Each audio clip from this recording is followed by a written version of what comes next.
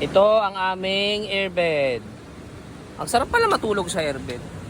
Ang sarap ng gising namin.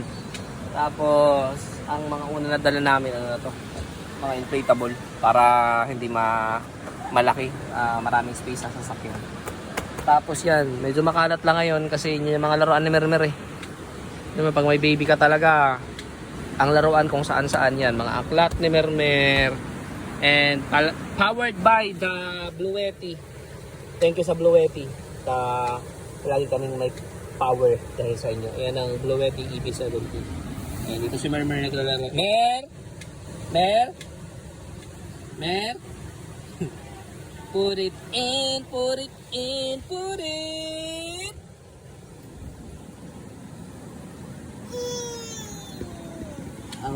Ayos ah. Good job. Ayun naman si mama namin. Nagluluto. Gumagawa ng salad.